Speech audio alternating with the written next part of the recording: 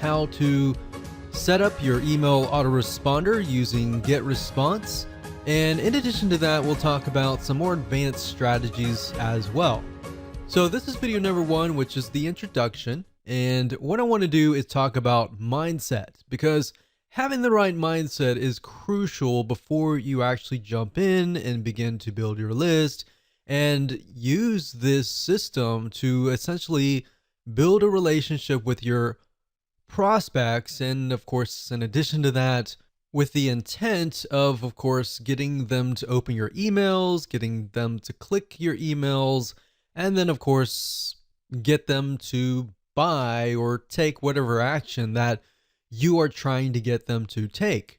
Now, as far as mindset goes, you want to think quality over quantity, meaning instead of trying to reach everybody, instead of trying to get 1,000 people onto your list, don't worry about the big list. Be concerned more about attracting the right person. So at the end of the day, you want to make sure that you build a list of people who have the problems, who want the solutions that you're providing. Now let's talk about what you need. Obviously, you're going to need to have a autoresponder account, and we're going to be using GetResponse. So if you want to go to getresponse.com and create an account, you can do that, and we'll be walking you through step by step. You need to have a product or service to sell or an affiliate product. So either it's going to be your own product or it's going to be somebody else's product. But either case, you're going to need to have an end goal. You also want to have access to an email autoresponder series. In other words, a bunch of emails that are sequenced from day 1, day 2, or however you want to set it up to build that relationship, to warm people up, essentially. Now, don't worry if you don't have one right now. You'll actually learn how to create one that converts and gets high open rates and high click-through rates. So here's a quick overview of what's inside this video course so you know exactly what to expect. And that way, when you're able to piece everything together, you're going to be able to implement it at a faster rate. So obviously, this is video number 1. Video number 2, we're going to talk about what's your end goal.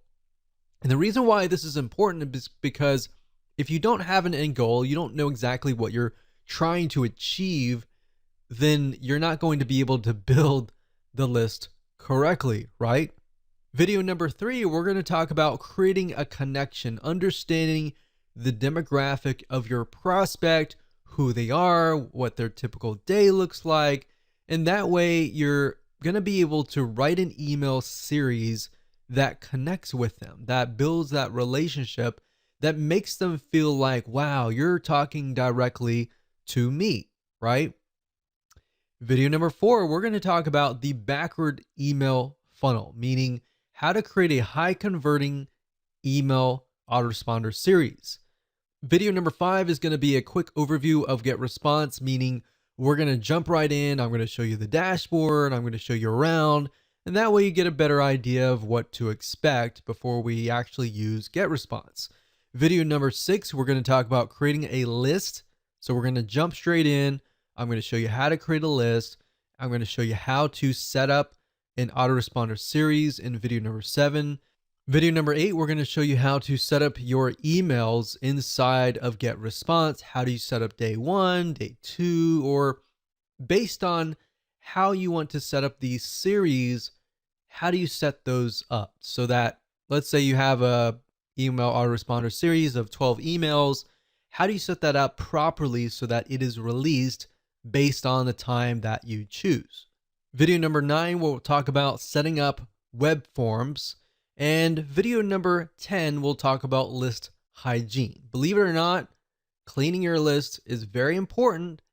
And if you don't do it frequently, what happens is over time, people's emails get outdated, they delete them, and then you're emailing an email box that is no longer existing. And what that can do for you is that will negatively impact you in the long haul. We'll talk more about that as a bonus advanced strategy and how you can essentially make sure that you constantly get a high open rate.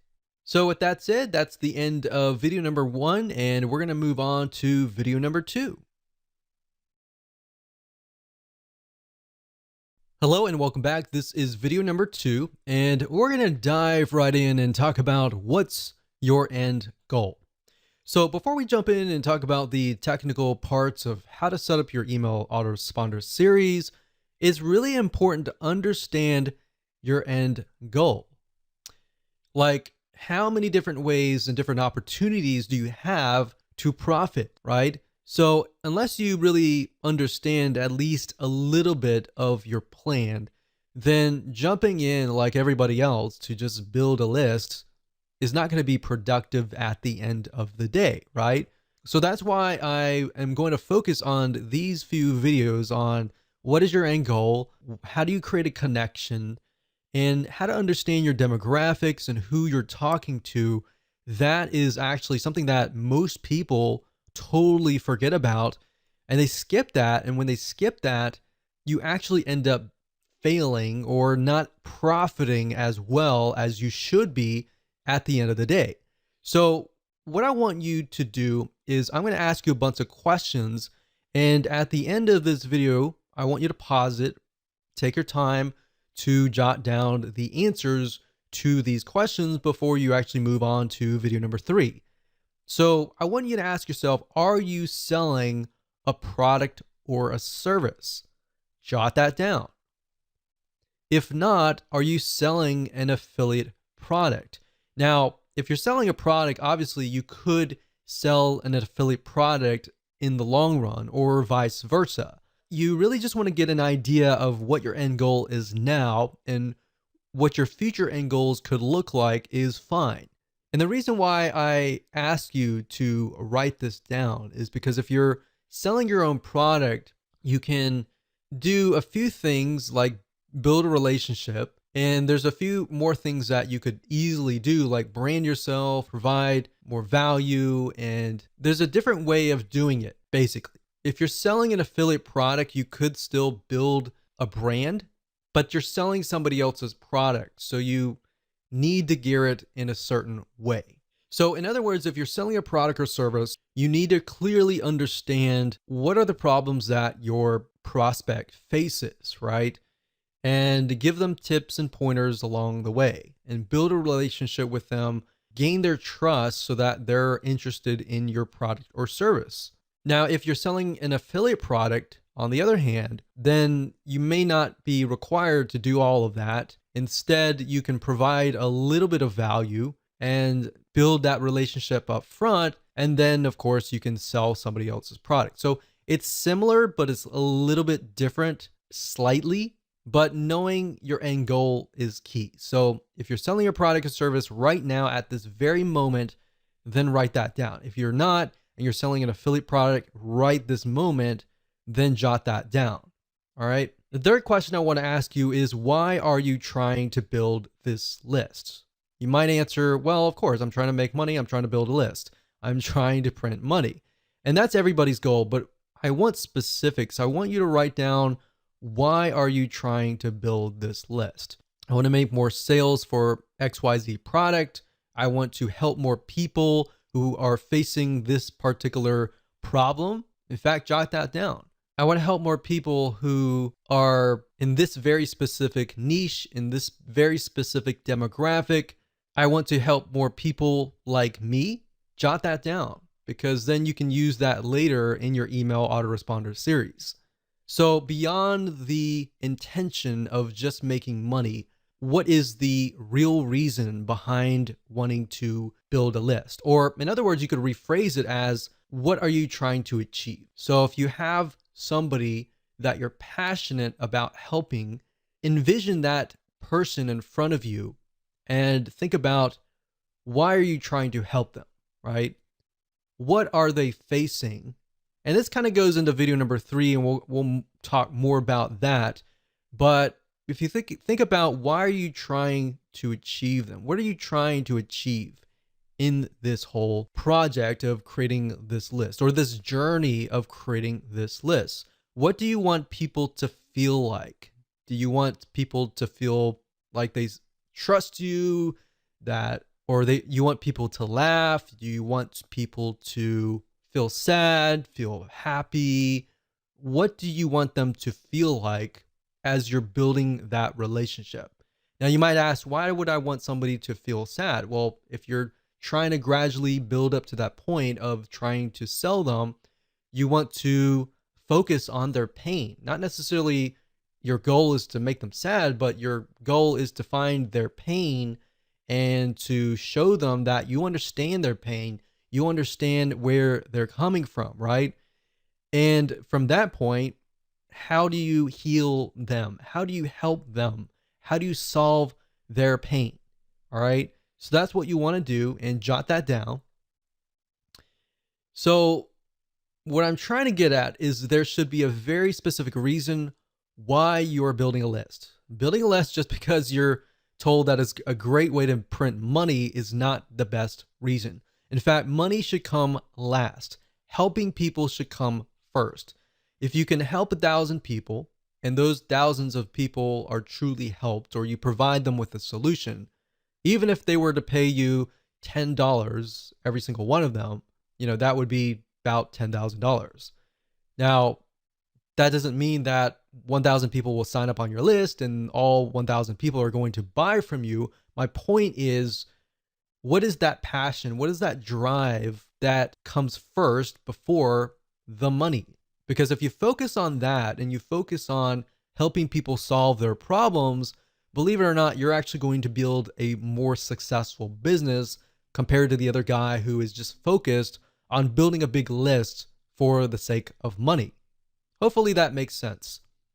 So these are all very important questions, and you should pause this video right now and write down the answers to them before you move on to the next video, which is video number 3.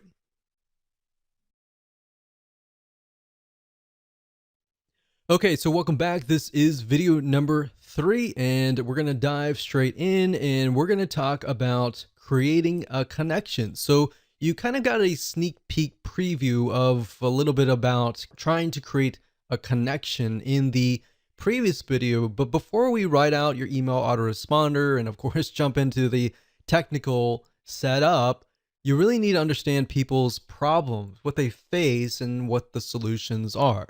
So what I'm going to do in this particular video is to help you figure that out and help you solidify what that really looks like.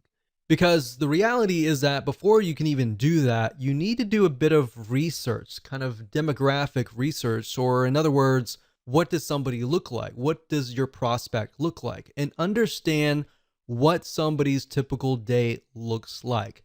Now, you might be wondering, why would I ever want to know that kind of detail?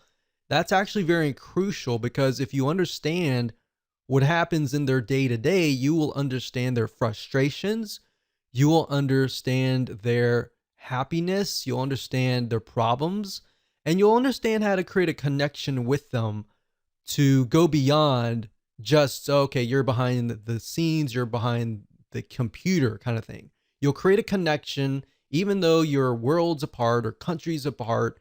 You will create a connection that will click. And that's the end goal of this particular video. That should be the end goal of your list. So my question to you is, does your prospect within your niche lean heavily towards male or towards female?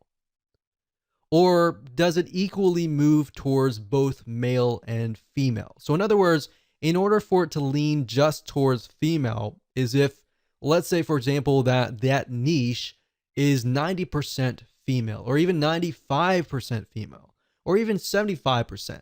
But even 75%, you're kind of moving towards that 50% so that it's both male and female. But if it's heavily towards males or heavily towards females, 80% above or 90% or above, then you want to jot that down. The next question is, what is your product or service or affiliate program trying to solve? So let's pick a niche. For example, survival niche. That niche tends to lean more towards males. And if you think about it, why would they be interested in survival? Well, natural disasters like earthquakes, tornadoes, and all of that can happen.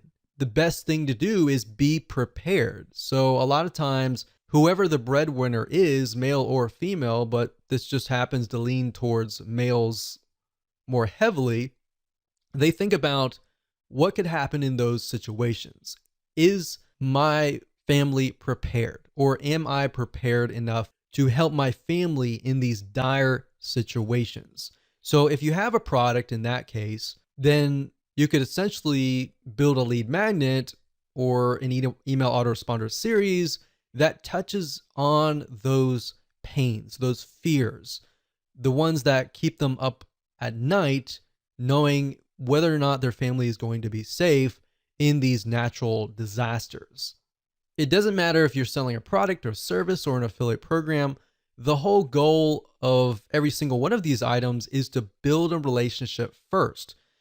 Then you can sell your product, then you can sell your service, and then of course, then you can sell your affiliate program. So oftentimes you'll find that the best converting email autoresponder series, they tend to build a relationship first rather than selling first. A lot of times if you sell first, you'll actually scare people off or piss people off, and they'll simply go to your competitor. So if you think about these things and what essentially keeps them up at night, jot that down right now. In fact, pause this video and jot that down so that you have a better understanding of what you could potentially talk about in your email autoresponder series. And while yes, it does seem a little bit basic, and while you may have heard this over and over again, and you might be thinking, yeah, whatever, let's get on with it. Really, trust me, this is actually very, very important. And this is something that we didn't really even think about long ago when we built lists, and we couldn't figure out why the lists weren't converting. Is because if you start with the problem, the pain, and move on to the solution, you have a better gauge of where people are at and how you can get them to a certain point. But if you build a list to build a list without any sort of plan, without even understanding their problems and pains and all that, you don't really know where, in what stage they are at. Does that make sense? So believe it or not, this is extremely important. You need to jot these solutions down so that people feel connected to you, or else, of course, they'll leave. So with that said, let's move on to video number 4.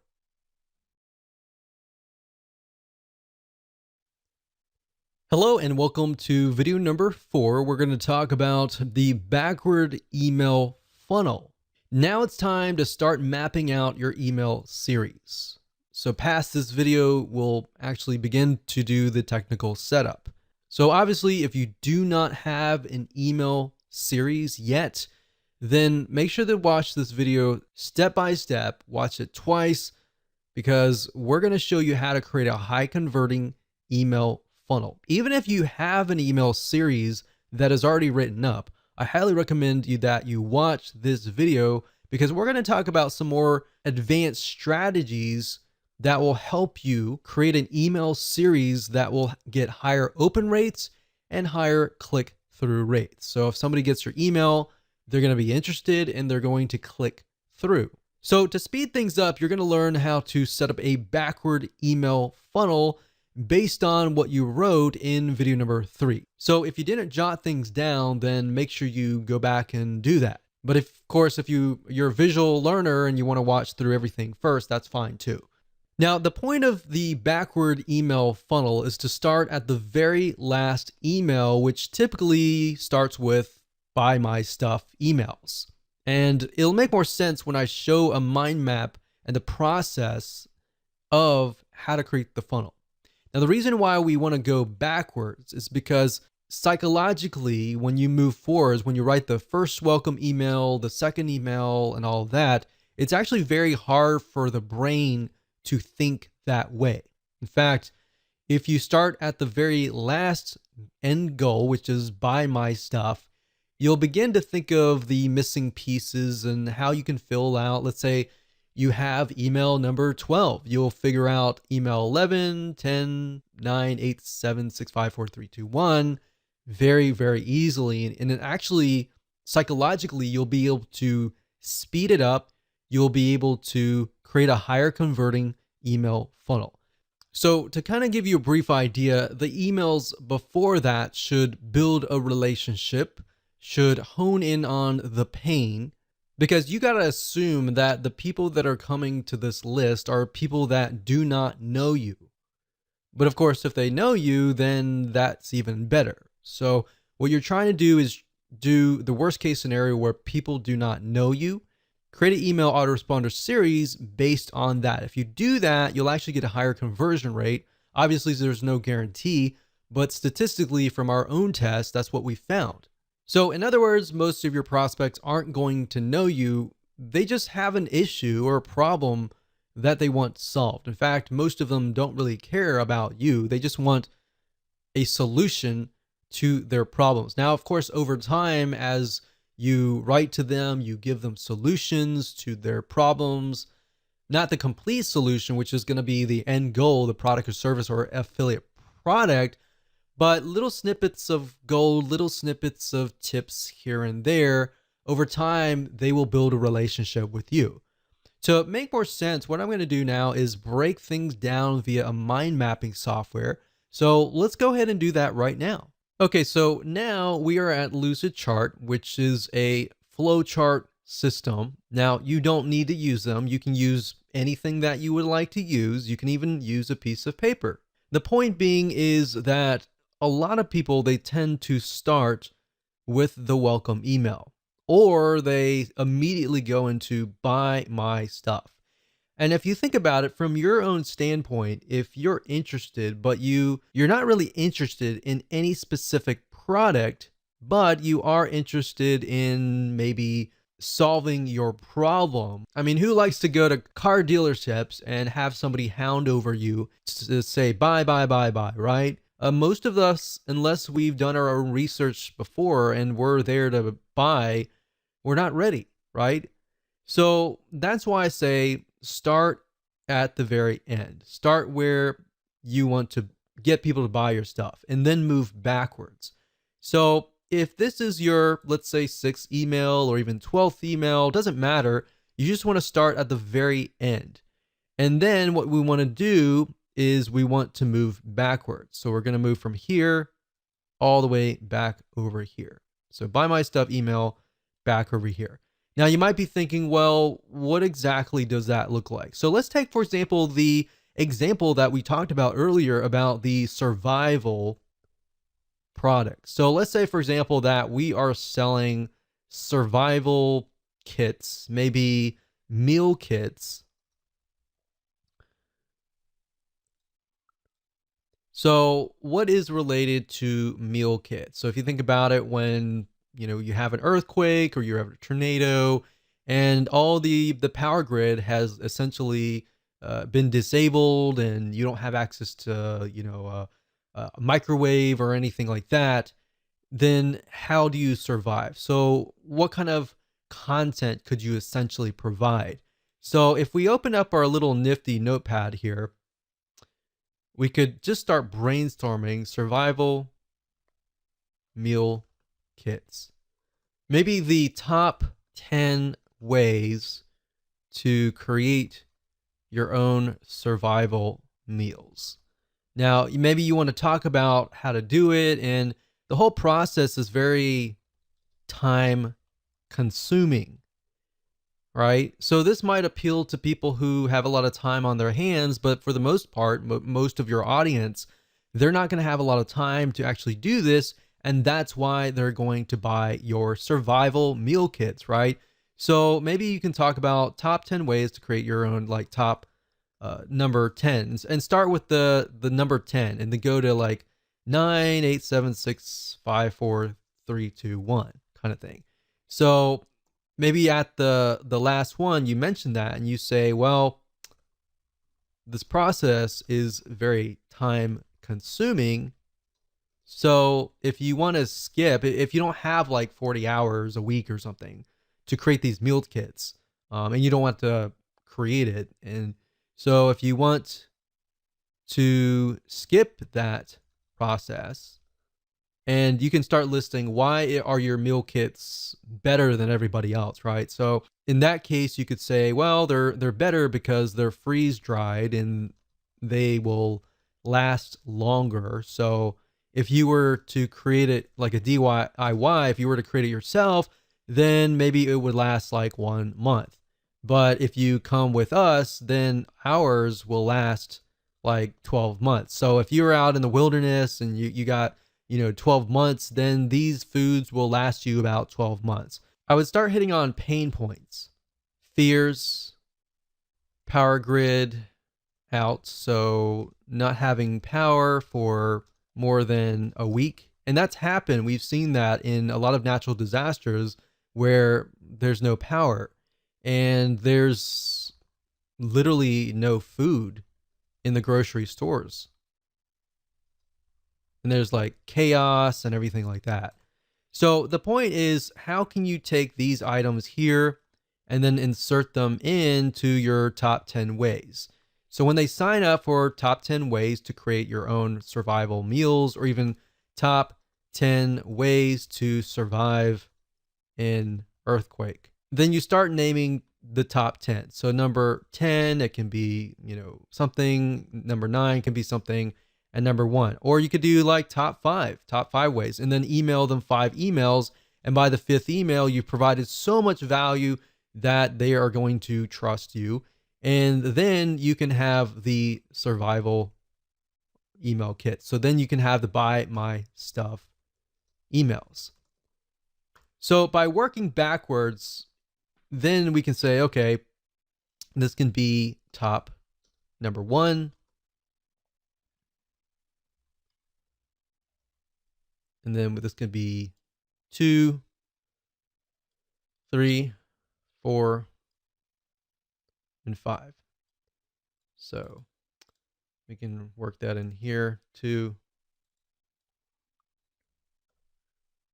3, 4. So let's just do 4 just because the screen's so big enough. So top 4 reasons. Now I will say one thing that we've tested out is top 4 and 5 tend to work better.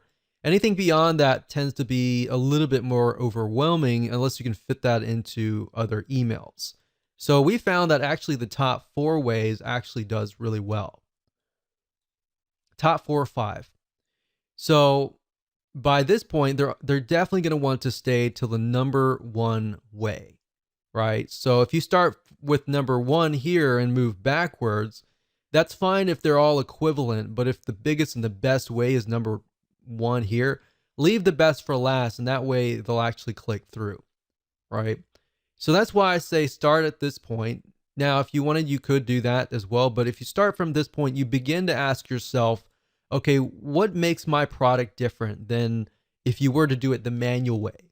So let's say, for example, that you were selling a piece of software, all right? Same concept. So if we were selling software, for example, a lot of times with software, you want to show the manual process, meaning the time consuming process. In fact, if you notice, a lot of software companies nowadays are coming out with a lot of free training, free academy training type deals, because what they want to do is they want to show you how to do it for free. But then you realize, I don't want to do all this. I don't have much time in the day. I would rather buy a piece of software and speed the process up.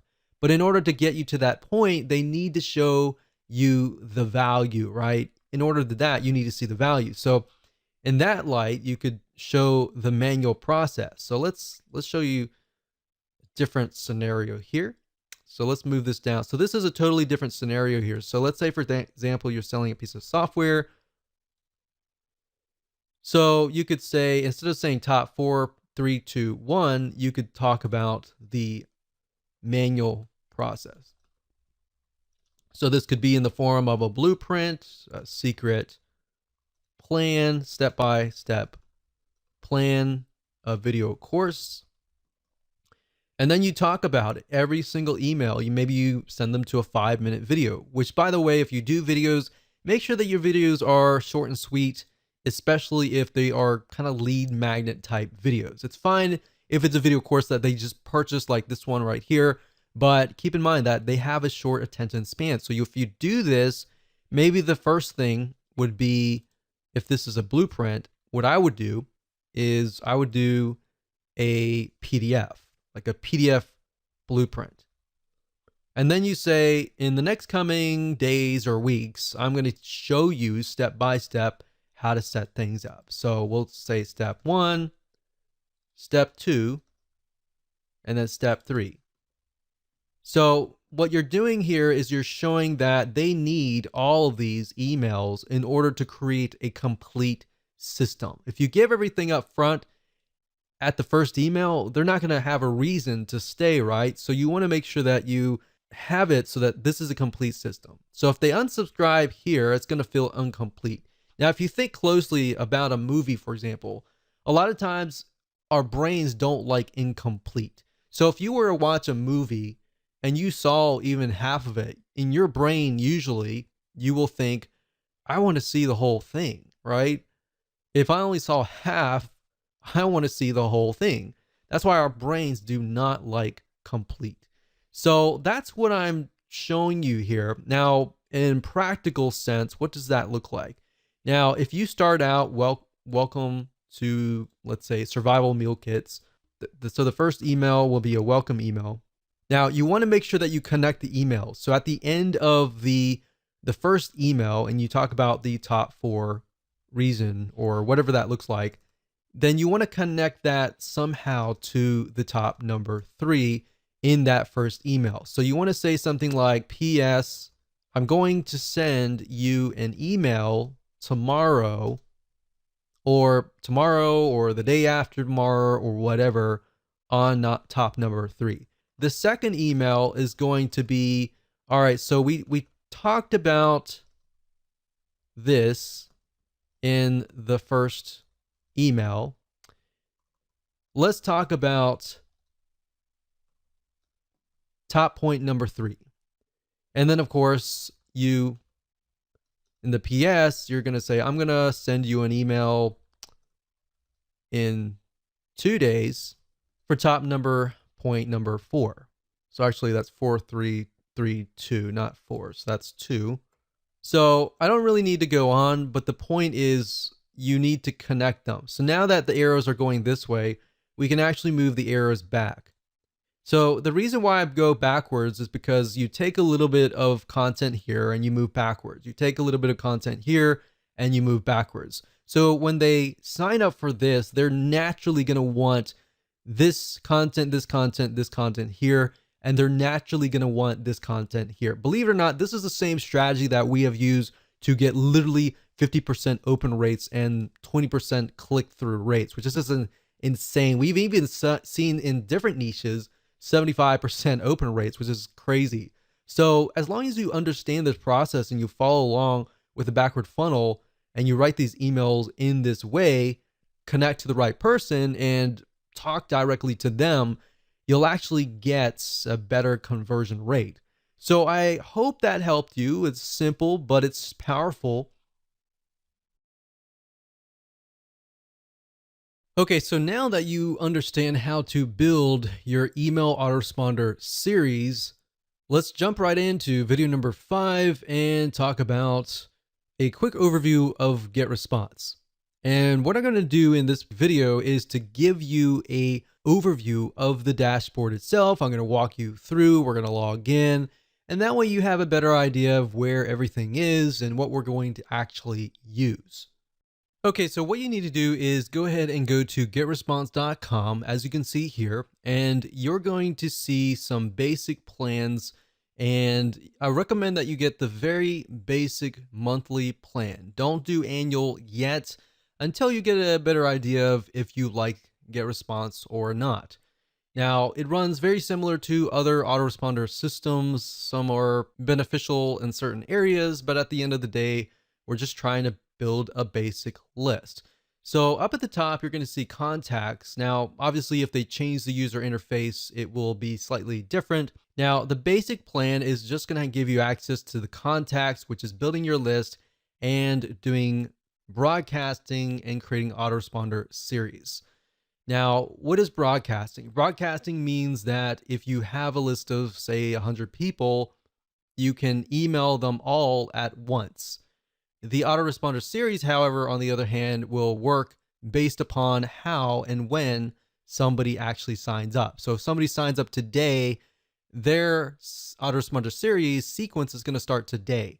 If somebody signs up 2 months later, their sequence is going to start 2 months later. Now, automation, you might have access to landing pages, basically allow you to create landing pages, opt-in pages to help you build your list. Now, if you're using something like lead pages or any other external third-party system to build landing pages, then you can connect to GetResponse through API. Now, I'm not going to show you how to do that in this particular video course because that's not the whole goal of this video course. So you might have access to that. Now, if you have the basic plan, you're most likely not going to get access to the webinars and other elements, as you can see here. So mainly, you really just need to focus on contacts and email marketing. So let me go ahead and open these up so you can kind of get a feel for what these are. So this one right here is the contacts. So when you click that, you're going to see lists, which are the different lists that you can create for your individual products. You could create a customer list for one product and then maybe a prospect list for that product as well. And like I said, the more specific the list is, the better it's going to actually convert in the long haul. So you have lists, you can do a search, you have statistics on seeing what's actually happening within your list. You have list hygiene, which allows you to clean your list, and blacklist basically means you can blacklist them from ever signing up in one of your web forms ever again. And you have other items here, but we really don't need a lot of these. Really, you just need to focus on lists, which allows you to create a list. You can add contacts if you have, an external spreadsheet of email addresses. Then we go to email, and under email marketing, you have newsletters, and then you have autoresponders. Newsletters are like broadcasting. So if you email them one time and everybody gets the email at one time, and then autoresponders are, of course, what we're talking about in this course. Drafts are simply emails that you've created, but you haven't really sent them out yet. So you can retrieve them at a later date if you want to. And of course, you have RSS to email. We hardly use that, in statistics, which you definitely need to use. And of course, if you click on landing pages, you can go here and create landing pages. Now, the items that we're really going to focus on are mainly, like I said, creating a list, like here, and then creating an autoresponder series right here. So with that said, let's move on to the next video.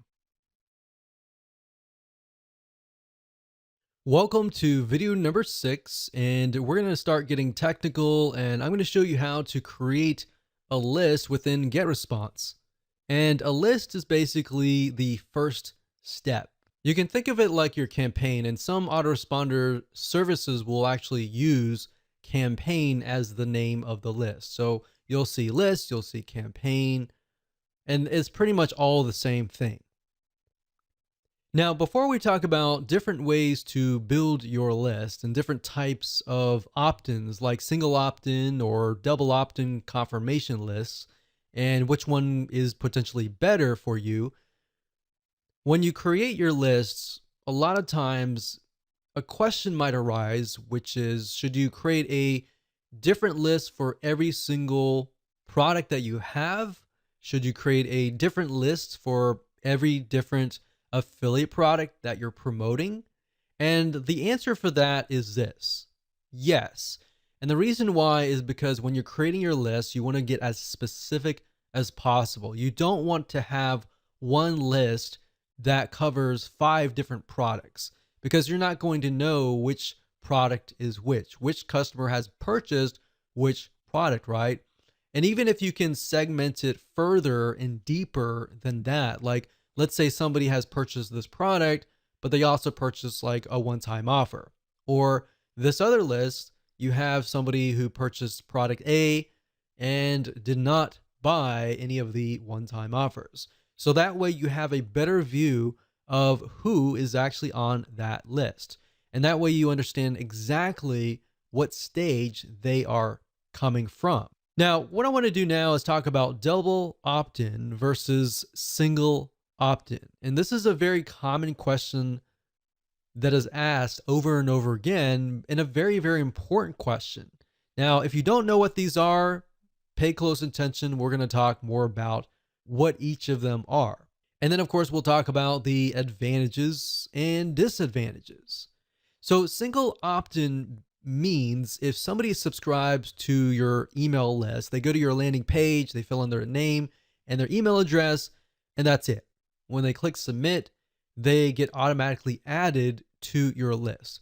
Now, here is the problem with that. If they do that, there's no way to prevent them from entering a fake email address. So nowadays, most people are very reluctant on giving out their email address. So therefore, there's a lot of email services out there that give you a disposable email address that only lasts sometimes 10 minutes. Now, the problem with that is that when you get fake subscribers, it will actually hurt you in the long run, especially when you email fake emails. Because at the end, whenever you send out emails, Gmail, AOL, and big companies like that, they'll see that you're sending emails to fake emails. And then, of course, they will think that you're a spammer. So what we found is 3 out of 9 times, or even more, sometimes even a half, most people will enter a fake email.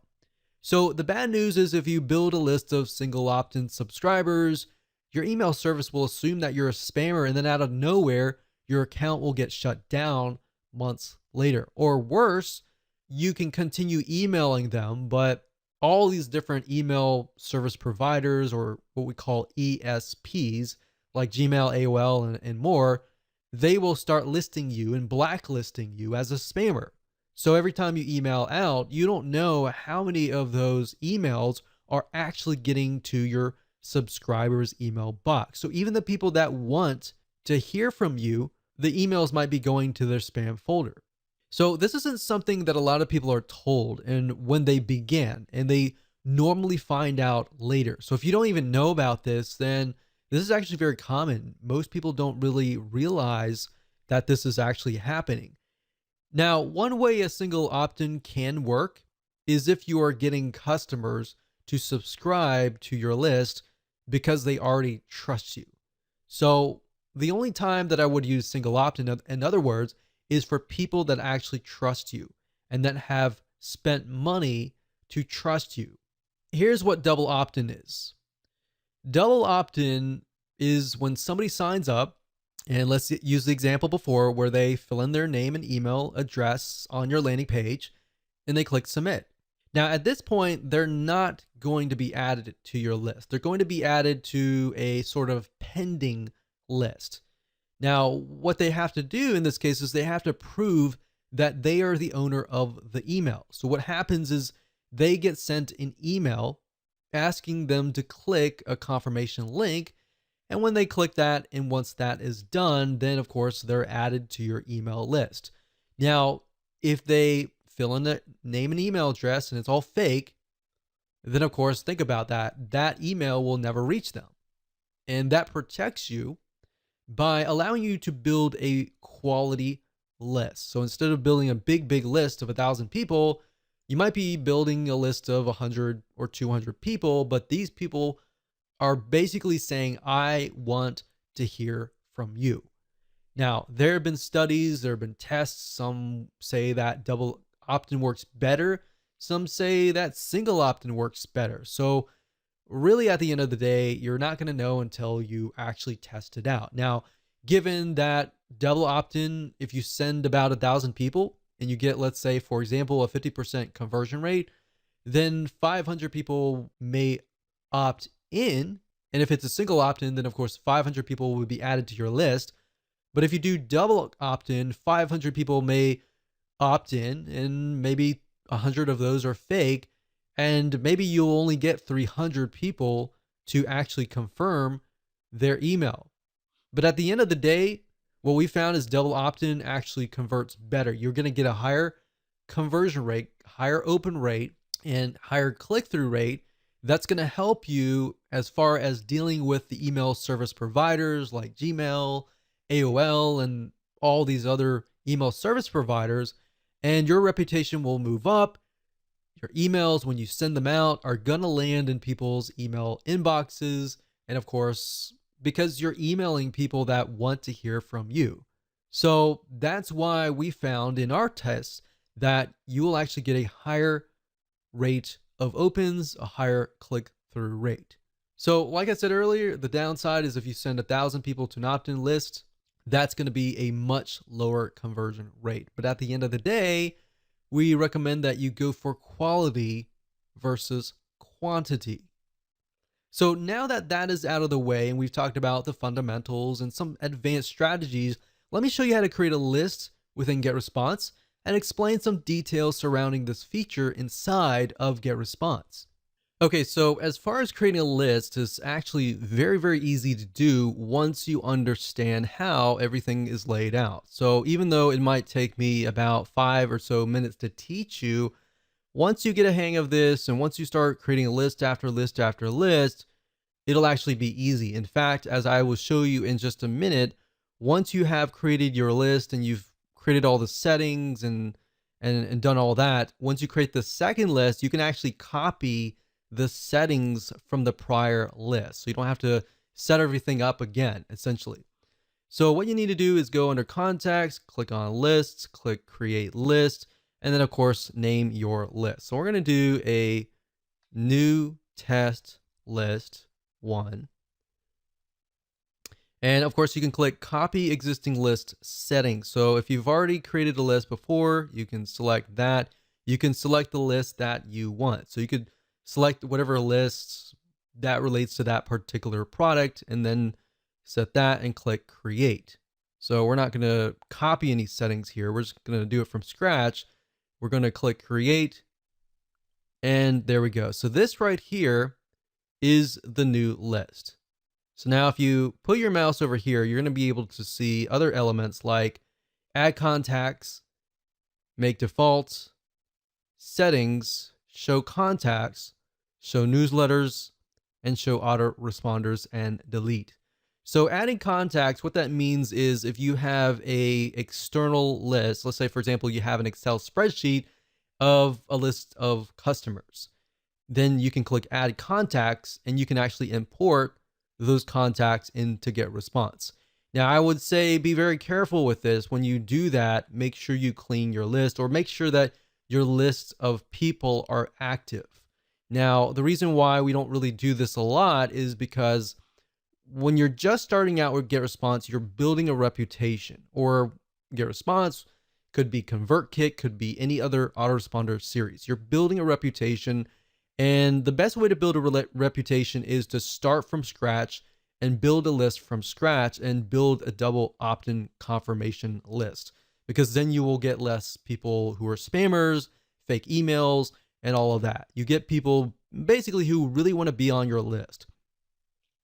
Now, make default, all that means is that when you email out, it's going to come from this list. So we don't really want that. Now, click on settings here. And settings allows you to see the name, of course.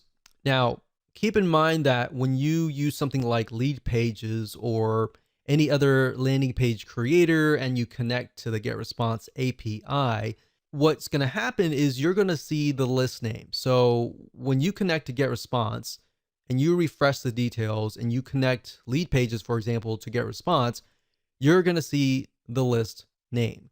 So you want to make sure that you choose a name that is something that you will remember and that is clear to you. So you want to try to create a naming convention essentially, because you're not going to see the list title or description or any of that.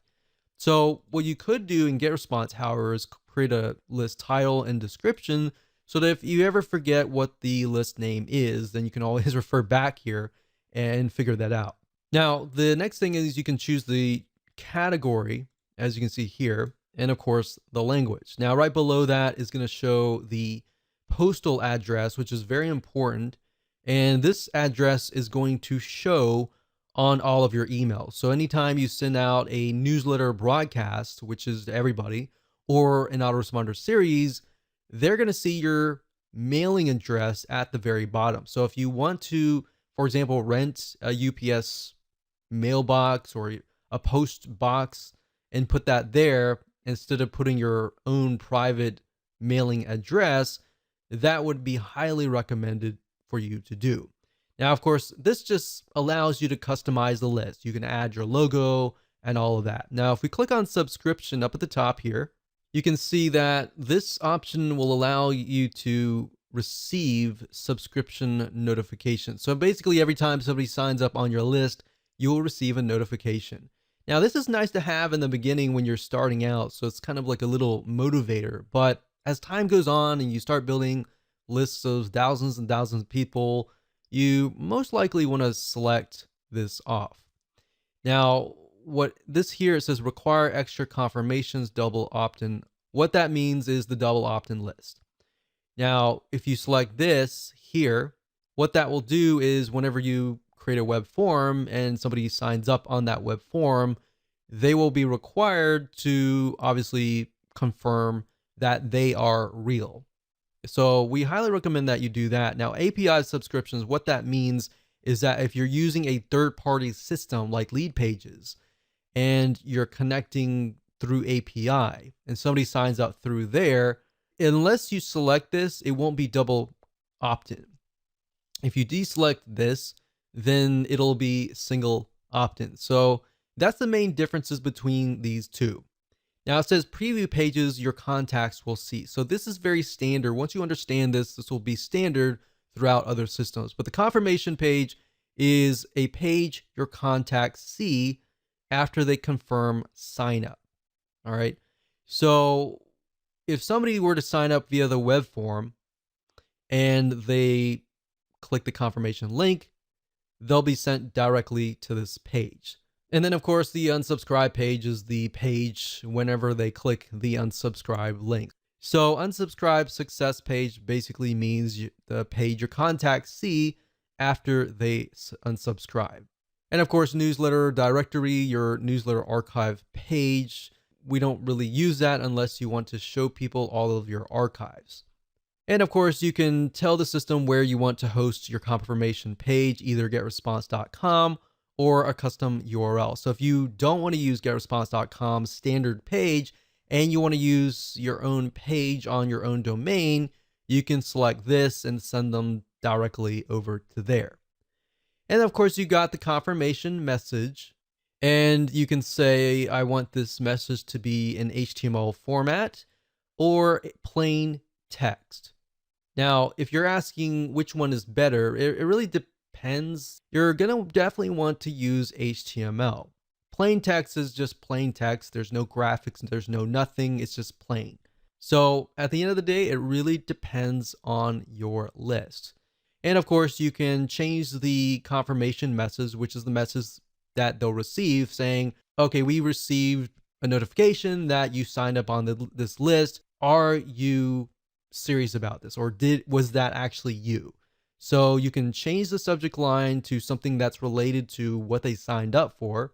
And then the from address is, of course, your email from. And if they want to reply to, you can send them to the same address or a different address. And of course, when you're done, you can click Save Confirmation Message. Now, if we go back over to here and go under the new test list 1 and put my mouse over here. So we went to settings and show contacts. All that does is just shows your contacts. So obviously, if you just created a new list, you're not going to have any contacts. If you do have some contacts, you'll be able to see that information there.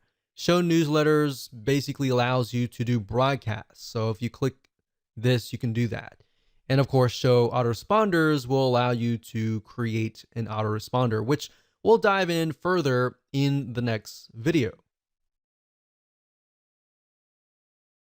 Hello and welcome back. This is video number 7, and we're going to dive right in and talk about setting up your autoresponder series. So once you create a list, you need to set up an autoresponder within GetResponse. Now, understanding how an autoresponder works is actually more important than understanding the technical parts. The technical is actually very easy.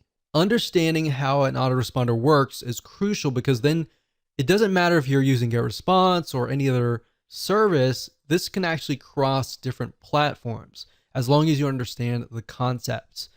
Now, an autoresponder allows you to choose when you email your subscribers, the time zone, all of that. Now, a very common question that we have seen is when should you email your subscribers, or even how many times should you email your list?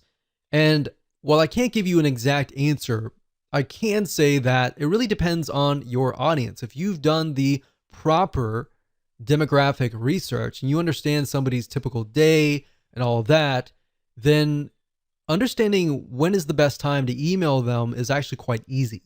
Now, the beauty of GetResponse is that you can set it up to email them following the same time that they signed up, meaning you can catch them at the best time that they signed up. So let's say, for example, that one of your subscribers signed up on Wednesday at 3 p.m. What GetResponse will do is it'll actually detect that, and you could set that within your email autoresponder system and say, okay, email them every day at 3 p.m. or every week on Wednesday, 3 p.m. Now, you don't have to do that. You can actually set it up differently. You can set it up so that they receive an email every day, every other day, or once a day, and then you skip 2 days, and then you go 3 days. Or you can even set it up so that you only email them during Monday through Friday and you skip Sunday and Saturday. Now, the only time that you would want to do that is, let's say, for example, that you're a local business or you know that your audience is not going to be available during Saturday and Sunday. So that's why it's crucial to understand when your prospect is actually near the email, they're near their desktop, they're awake, they're not working, and all of that. And like I said, you can email them based on time zone, which is great if you are reaching people globally. That said, what we have found though across the board in different niches is that we found that 10 a.m. or even 10:30 a.m. is to be the best time to email. What we found is weekends are also awful, and they're very awfully low in open rates, but they tend to be higher in quality click rates, meaning out of 1,000 people, you may normally get 400 people to open your emails during the week, but maybe during the weekend, you might only get 300. But out of those 300 people opening that email, they might click through at a higher rate. We can't give you a definite answer with that as well because different niches are different. Another thing we found is that Mondays tend to be low. And that typically is because people are coming off the weekend, they're tired, and they, a lot of times, don't really want to check their email. They have to check their email, but they may not really want to check their email, or they're catching up on things and they're really, really busy. But we found that often Tuesdays or Thursdays tend to have higher open rates. Now, if you want, you can go to Google and type in the best time to email your audience in a specific niche, and you might actually get that data. Because a lot of the email autoresponder services out there will actually collect this data and provide that to you. Like I said, at the end of the day, you don't really know. Unless you really know your audience and you know what their typical day looks like, you know, out of 1,000 people, the majority of people, they wake up, they go to work, they come back. Maybe during lunchtime, they are actually near the computer at 12 p.m. or even 11:30 p.m. You know that, and you know that they come back home. The best time to reach them maybe 7:30 or 8 p.m. during their time. So that's why understanding their typical day and what that looks like is so crucial. So now that I've covered some basics here, let's jump right in, go to GetResponse, and I'm going to show you how to set up an autoresponder series using the GetResponse system. So there are two different ways to create an autoresponder series. You can either go under email marketing and straight to autoresponders, Or you can go the roundabout way if you're at the contact list section and go under contact lists, go where we showed you earlier and select show autoresponders. But if you select that, you're essentially going to be sent over here. So it's just easier to go here. But I wanted to show you that just in case and you have a better idea on how to navigate GetResponse. So now that we're here, we can click create new, and we're going to create a new autoresponder. So this was the new tests list 1. And we could call this like survival meal. So this is obviously for you and you alone. Now on the list, we have to connect the autoresponder to the list. So we have to select this and then find the list, which is the new list 1. So we're going to click this. And as you can see here, I went ahead and selected that. So you need to connect that too, otherwise it's not going to work. Now, right here, this tells you when do you want the first message to be received. So after they confirm that they are indeed real and genuine, then the next thing is when do you want them to receive the email? Now, it's my recommendation that you immediately send them in email. So I would put day 0. And while that doesn't really make sense because it should be day 1, that's how most autoresponders are set up. So day 0 really means 1, immediately. Day 1 usually means the next day, 24 hours after that. So that's that. You can send the message immediately with delay of. So if you select that, you could say, well, I want them to receive it maybe a couple hours later. So the way and the reason why you would need to do that is, let's say, for example, that you're a consultant and you get people signing up on your forms and you say to them like, okay, if once you sign up, we'll look through your details, and if you're legit, we'll start sending you emails, kind of deal. Or if it's a local business, you could specify that I only want to email on Monday, Tuesday, Wednesday, Thursday, Friday. Will negate Saturday and Sunday. You could do that as well. So you could send immediately on these days and skip out on Saturday and Sunday. Now, if you're selling info products or software or anything that relies on emailing 24/7 and you don't really want to remove a certain day, you want to make sure that all the checkboxes are chosen. So now what we need to do is we can create the first email. So I'm actually going to dive further into this into the next video, but all you have to do is click create new email, and I'll create the first email here, and then we'll show you how to create the other emails in the future videos. But the message name is the name that will appear in the list of your messages. It's not going to be seen from your subscriber's point of view, but it's just there so that you know what that email is. So if we say survival kits email 1, and that's just for us, the subject, of course, will be different. That's something that your subscribers will see. So you definitely don't want to put the message name. So we could say something like welcome to survival. And then when you're done, you click on next.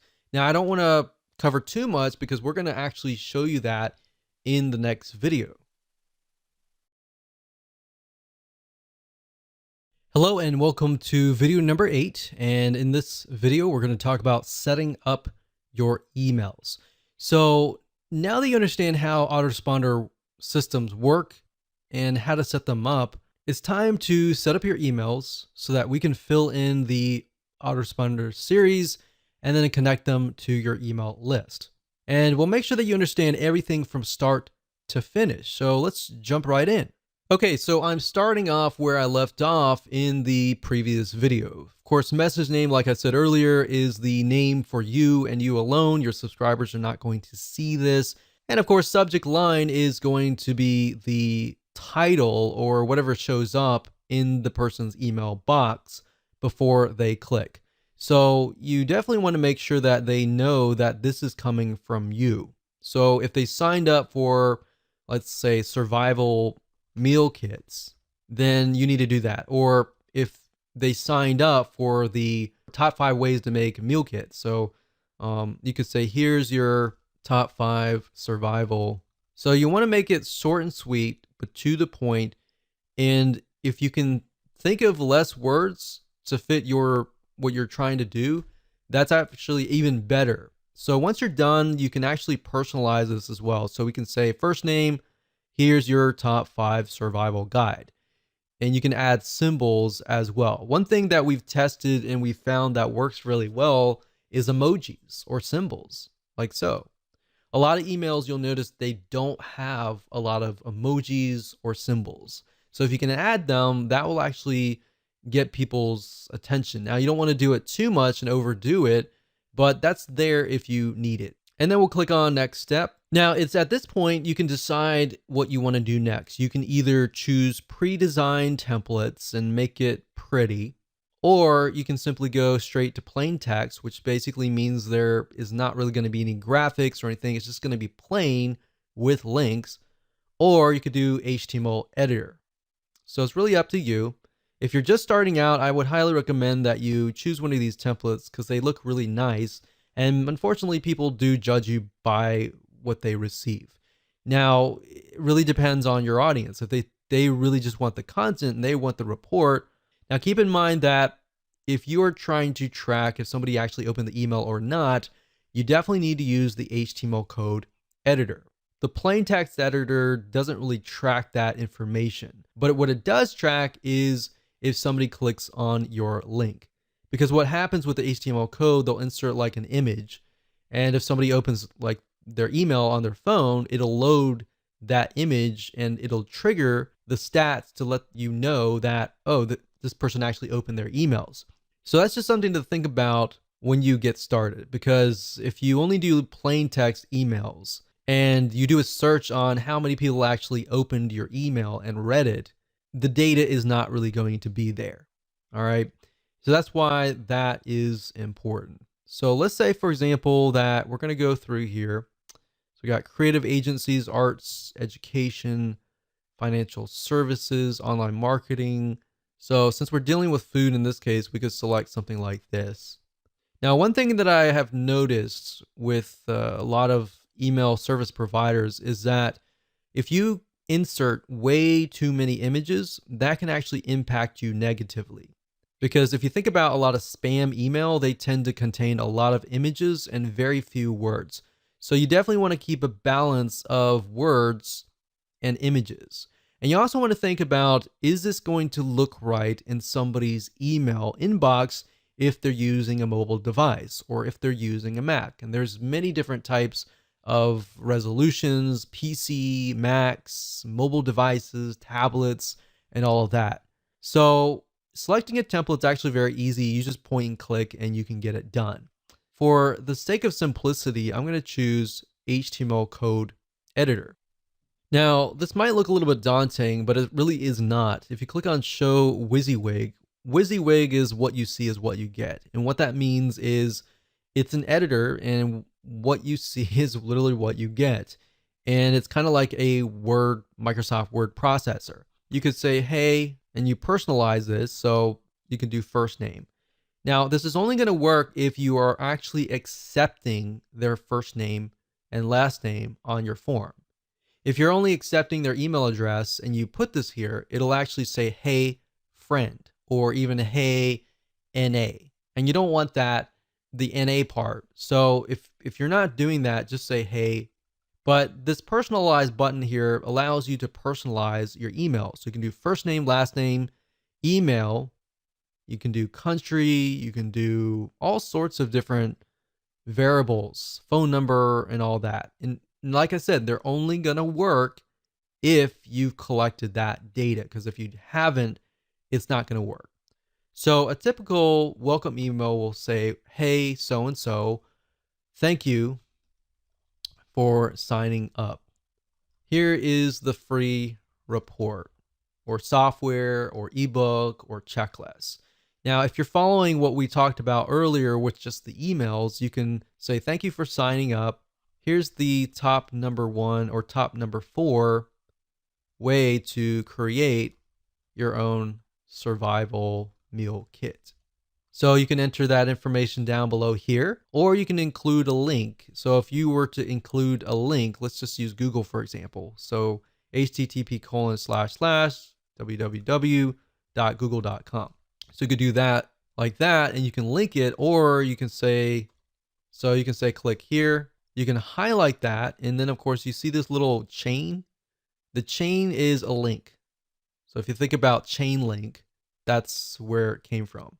So we can copy that here. You can say open this in a new window. So if somebody clicks it, then it's going to open in a brand new window. If you don't have these elements, then what's going to happen is when they click the email, they are going to be forwarded directly to wherever you're sending them. So you could say, here's the top number way, click here, your name, and then you can say PS. By the way, tomorrow I'm going to send you the number 3 way to do blah, blah, blah.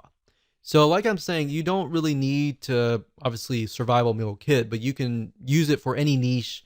But as long as you connect it and tell them in advance, like, hey, there is something coming, then they're going to be excited about it and they're going to look for your email. A lot of times the reason why emails don't get opened up is because people are not looking for your email. They're just shocked and surprised. But if they're aware that it's coming, then they're more likely to be ready to open the emails. And that's why you get higher open rates because of that. Now, one thing I will say is what's nice about GetResponse is down here, when you're done, under test message, you can click inbox preview. And what that will do is it'll show you what it looks like in people's inboxes. So if it doesn't look right, you can always change it around. Now, the spam score allows you to see what your score might be. And in other words, how will your emails get to the inbox, or will it go through to the spam folder? Now, the nice thing about GetResponse is it tells you what you need to do. Now, this isn't really something that you can touch, but these here, HTML right here, there's no HTML tag. So because there's no HTML tag, I got a negative 0.6. So how do we bring that lower? Well, I'm going to show you. If you click on hide WYSIWYG, you're going to see HTML code. Now, don't make this scare you in any way. I'm going to show you how. So if we zoom in here, if we type in bracket, open bracket, close bracket, HTML, open bracket, close bracket, body, all right, and then we go to the very end, go to the very end here. So it's going to look like this. It's going to close, but instead of HTML and then body, it's going to be body and then HTML. So we type body, open bracket, close bracket, HTML. And then the thing that you need to do with the ending tag is a slash. The slash is saying, hey, this is ending, and there. So we've got HTML body, body HTML. You don't need to know what HTML is. You just need to follow that, add those tags to the before and after, and there you go. So as long as it's not like 4 out of 5 or 5 out of 5, you're good. And that's how to do it. So click next step. And then we look at the autoresponder, everything looks good, and we can click save and publish. And one thing you could do is up at the top here, when you click this here, you can select the list, which is new test list. And it's going to show you all the email autoresponders in here. So these are all the emails. So if you have a second email, we can add a new one and we can tell it when to send it. So as you can see here, this email is being sent and status is on.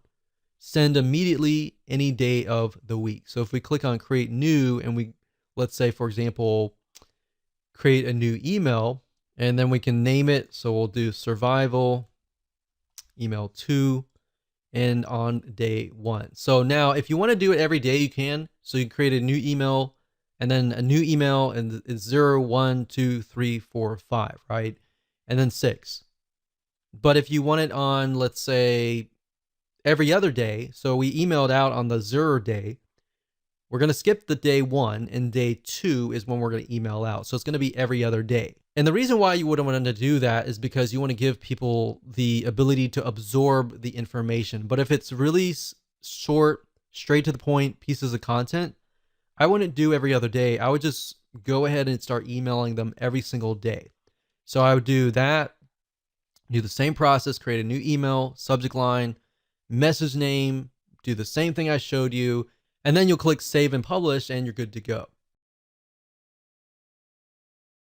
Now that you have set up your autoresponder system, you can set up your web forms. In other words, web forms are forms that allow you to collect people's emails and their names and get them onto your email list. Now, keep in mind that a lot of you may not need to do this, especially if you're using a landing page creation system like Lead Pages or something else that connects to GetResponse or your autoresponder system through API. If you're doing it that way, you're not going to really need to know how to do this.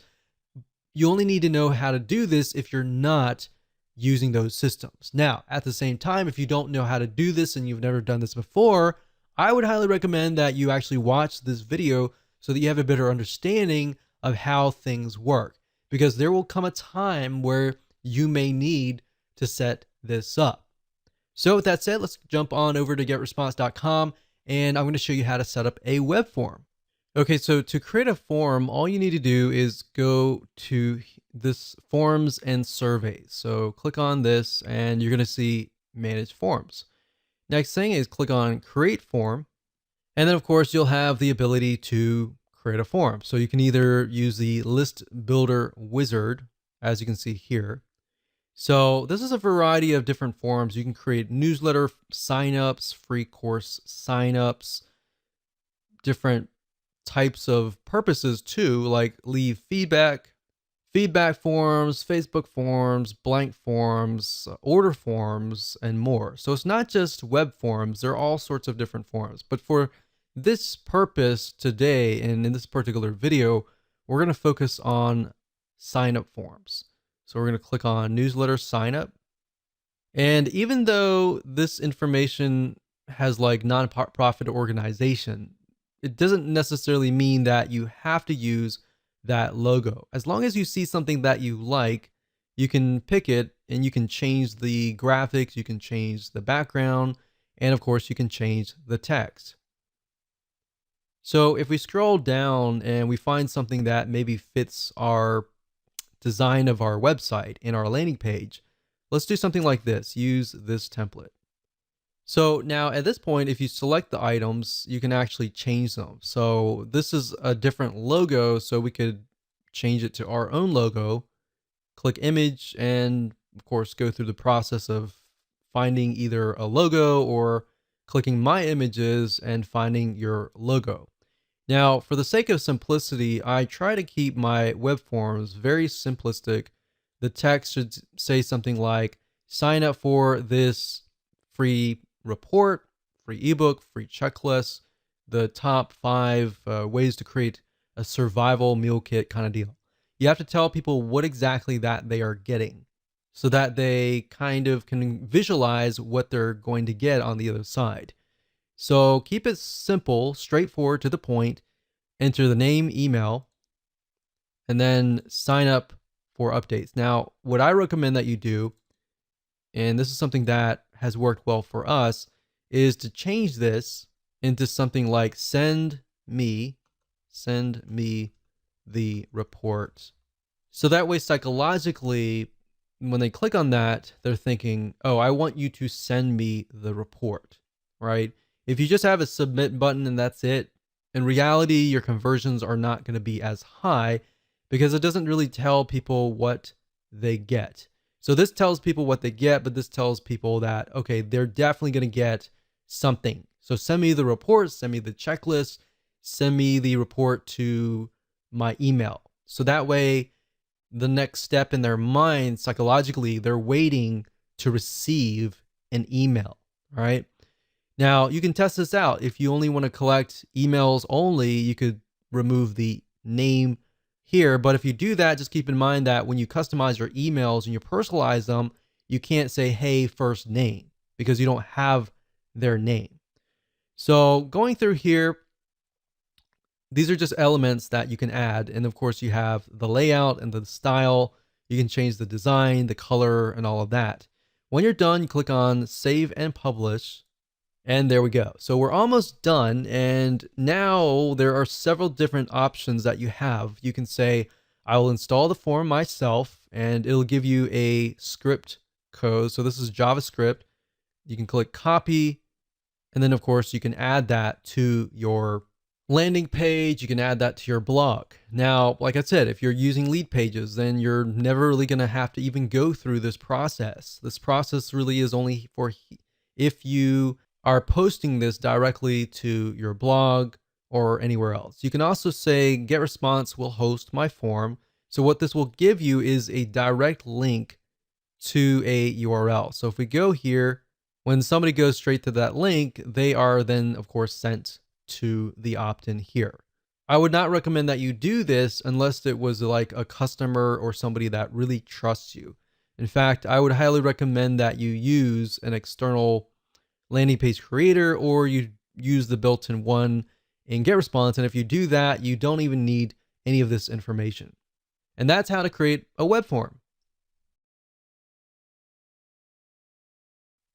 Hello and welcome to video number 10, and just want to say congratulations, you have reached the end of this video course. This is a bonus advanced strategy that I'm going to teach you that a lot of times you are not taught, and most people don't even realize that this is happening. So kind of going back to what we talked about in single opt-in versus double opt-in. If you create a double opt-in list, you still need to do a little bit of cleaning, but not as much is compared to that of a single opt-in list where you could be getting a bunch of fake emails.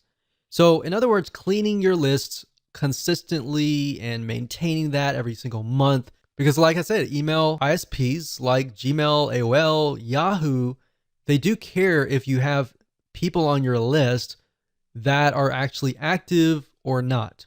If they're not, that can be an issue. So if you have a list of 1,000 people, and out of that list of 1,000 people, you have 100 people on there that are fake, that will actually hurt your email deliverability. So even if you have 900 people on there that are not fake, because the ESP or email service provider sees you as a spammer, they may not allow those 900 emails to even get to your legitimate subscribers, if that makes sense. So how do you go about doing that by using GetResponse? So what I'm going to do now is let's hop on over to getresponse.com, and I'm going to show you step by step how to clean your list.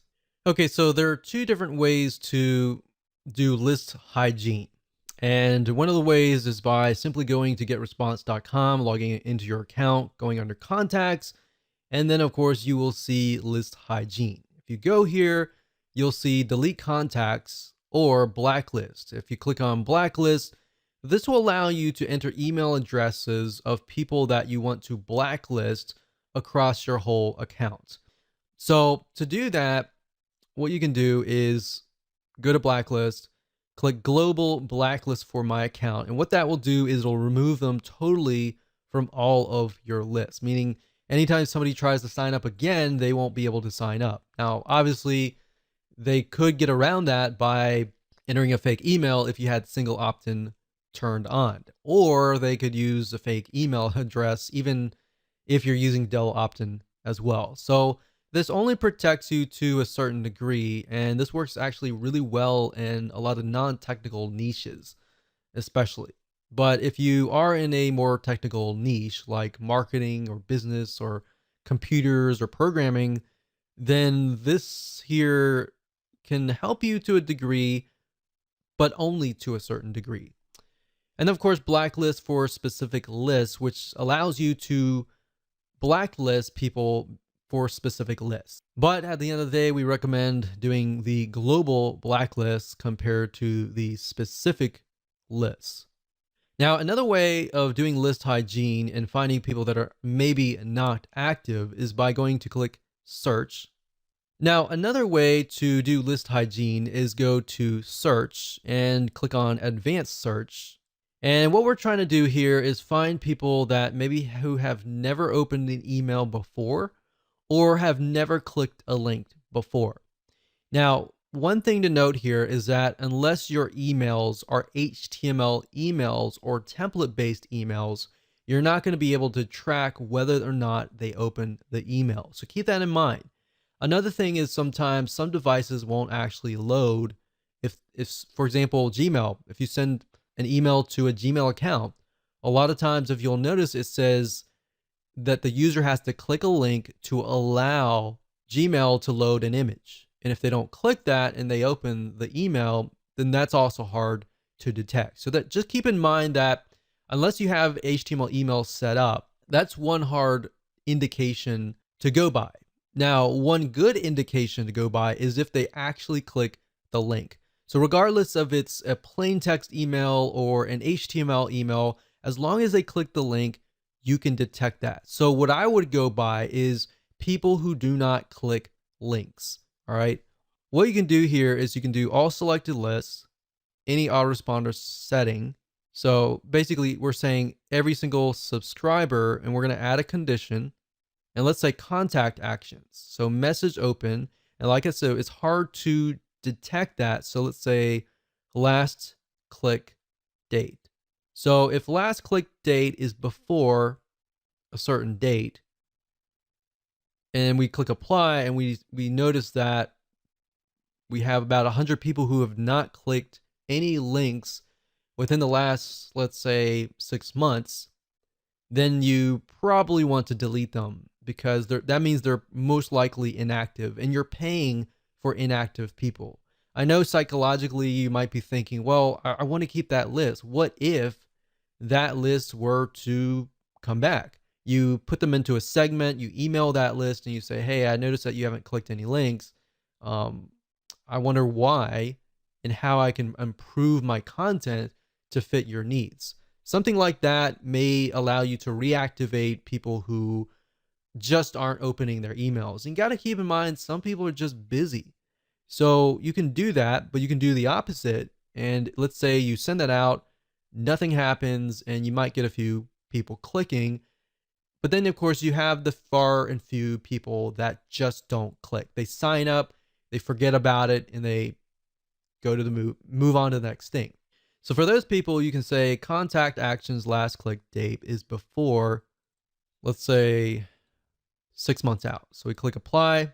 And then now what we do is we see there's a certain amount of contacts down here that will be able to see how many people are not clicking the links. So now what we can do is we can save this. We can click this here, this email address, and we can save it as a segment, and then we can email that segment. There are many different ways of doing this, but you really need to get creative and just think about, okay, what signifies somebody who is not active? And if they're not active, I shouldn't be paying for them on my list.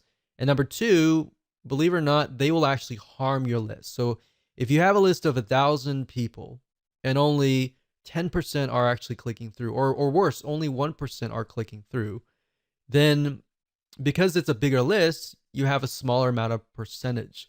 And as you're emailing out, the email service provider will analyze how many people are actually clicking your links. Now, let's say you have 900 people out of that list that are just inactive. So you delete all those 900 people, and then you are left with 100 people. But let's say those 50 out of the 100 people were clicking anyways.